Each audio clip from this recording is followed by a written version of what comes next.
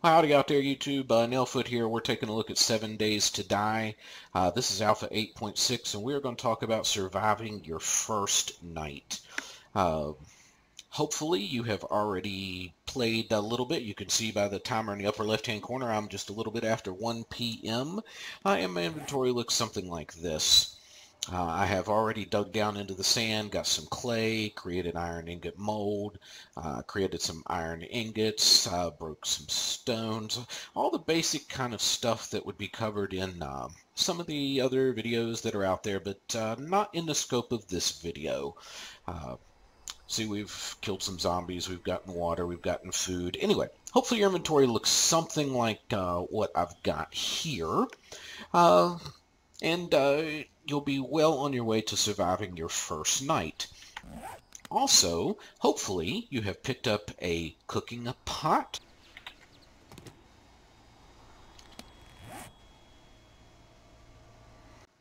And if you picked up your cooking pot at one of the camps, hopefully you also picked up a sleeping bag.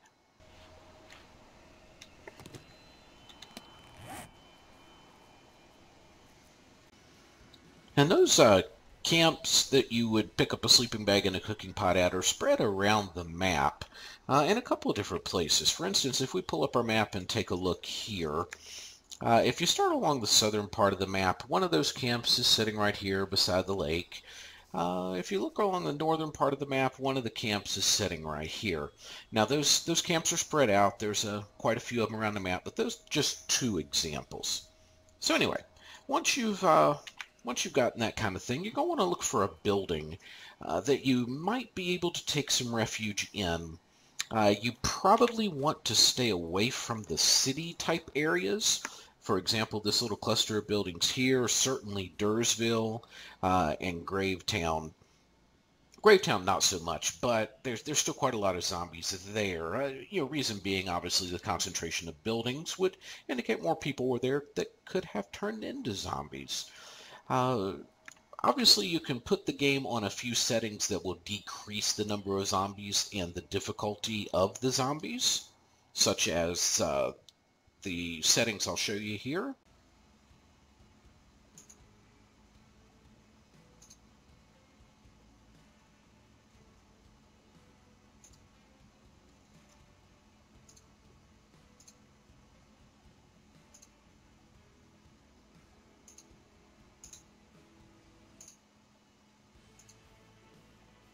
Experiment with those settings.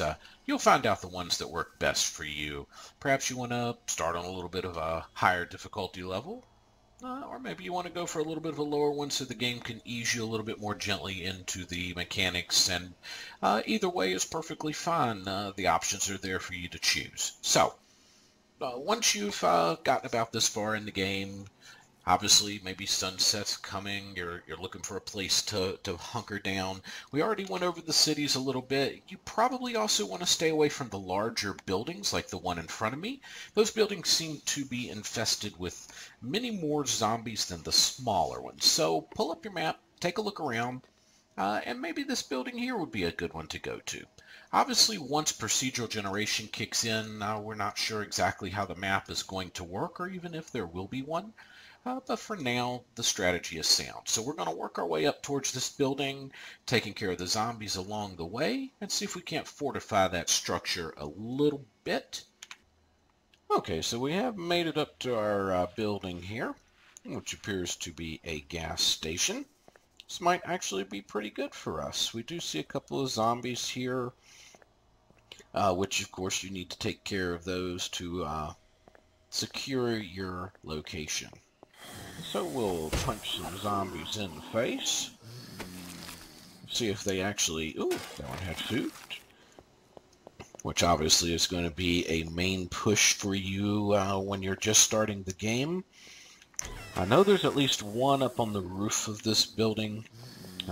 We did see him outside. Okay, and we have one hiding here.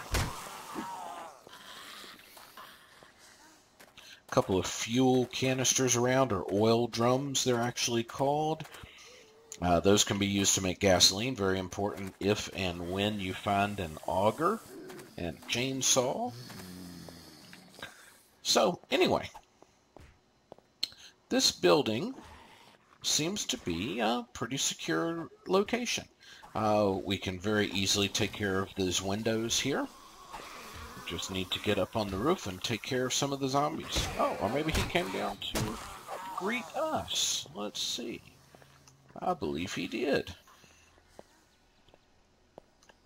So, once you have a building like this, even if it shows these barriers on the outsides of the walls, barbed wire and whatnot, you probably don't want to rely on that. You're going to want to consider blocking those up yourself.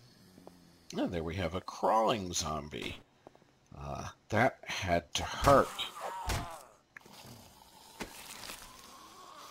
I think there's probably at least one more up there that's probably going to drop on our head, isn't he? Yeah. Alright, come on down here, Mr. Bloaty Zombie. We want your house. Mr. Bloaty Zombie, come on. Alright, fine.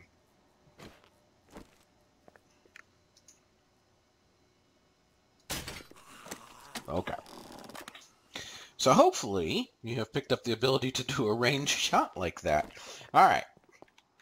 So I'm going to take a few minutes to poke around in this building here.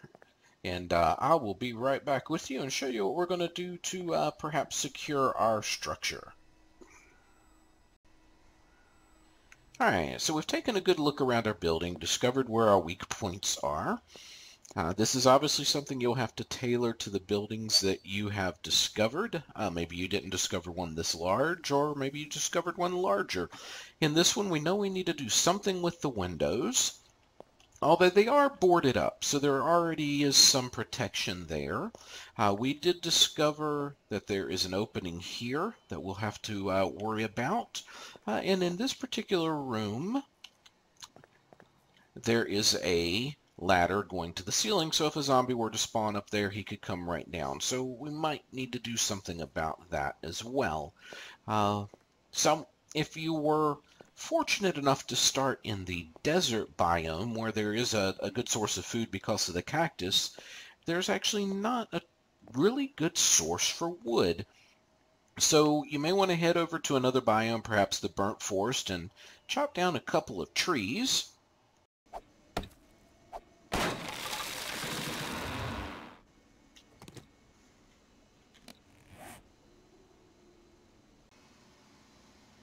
And once you've chopped down those trees, you can actually start to secure up your building here. You obviously do need the source of wood, as we'll look here.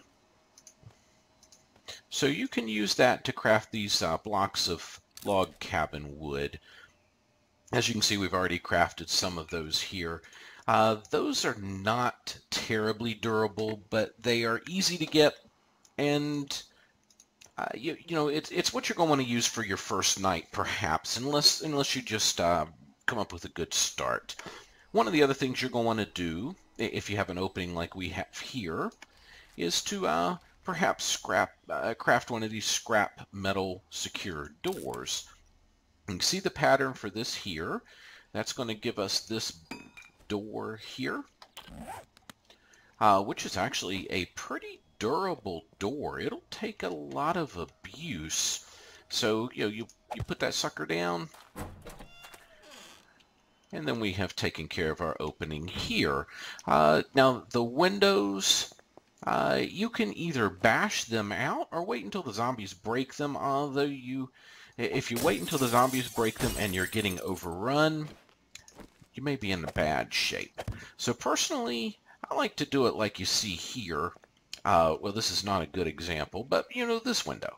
If you break out the top two,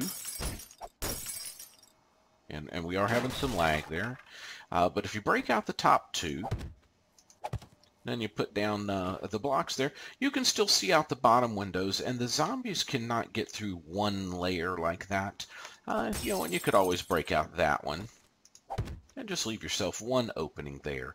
So we're going to go around here, we're going to break these windows, we're going to secure our building, and we'll proceed from there. Alright, so I've blocked up most of these windows. You left the bottom ones open so we can see through them. You could feel free to block those up if it makes you feel better.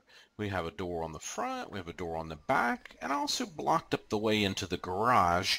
I did block up those windows out there, but the garage doors strike me as not being particularly secure. Just a decision you would have to make. So another decision we have to make is what to do with this hole in our roof. Now, some people will tell you that a roof is actually a very good place to spend the night. And in fact, it is. You have a good view around. The zombies can only get to you from one way. That would be here.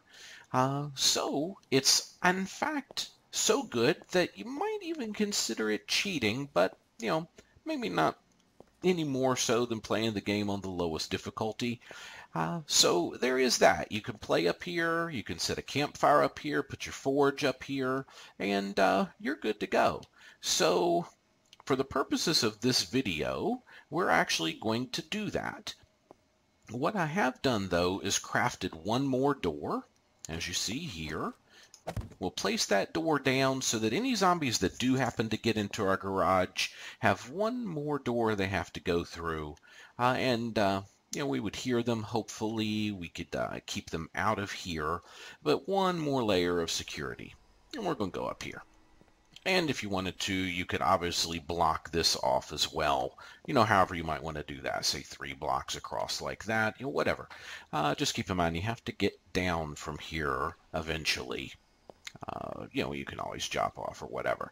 So, that being done, we now have a relatively secure place that we can stay and hopefully weather the zombie storm for our first night. Hopefully you have done as well or come up with your own ideas, obviously.